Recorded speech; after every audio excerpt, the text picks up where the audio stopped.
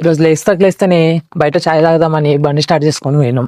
10 రూపాయల ఛాయ్ కోసం 40 రూపాయల పెట్రోల్ అయిపోగొట్టి హోటల్కి అయితే రీచ్ అయినాం.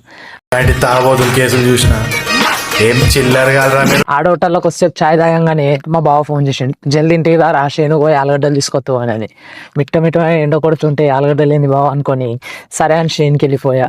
నేను అలా షేన్లో తిరుగుతూ ఆలుగడ్డలు ఏరుతూ దొరికినట్టు ఏరుకుంటూ ఉన్నా. అసలు దొరకట్లే మావా, ఆత్మలింగం కోసం వెతికినట్టు వెతకాల్సి వస్తుంది.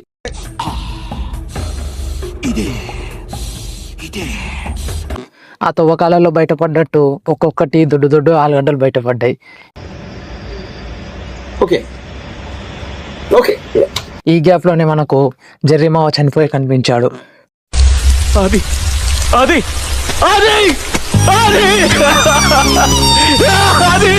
సరే ఇలాగో మన మనసు మంచిది కదా అని ఆన్నే ఇన్స్టాంట్ గా అంత్యక్రియలు పూర్తి చేశా.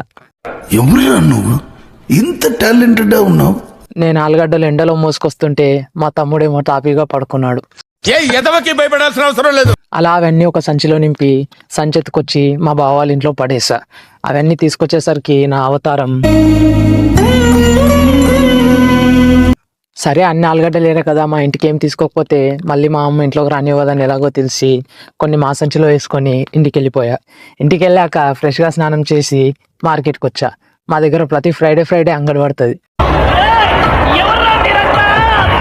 సరే అని అంగల్లో అట్లా కొద్దిసేపు తిరిగి మా బొమ్మదిగంతో చాలా టైం స్పెండ్ చేసి చూసేలోపు నైట్ అయిపోయింది.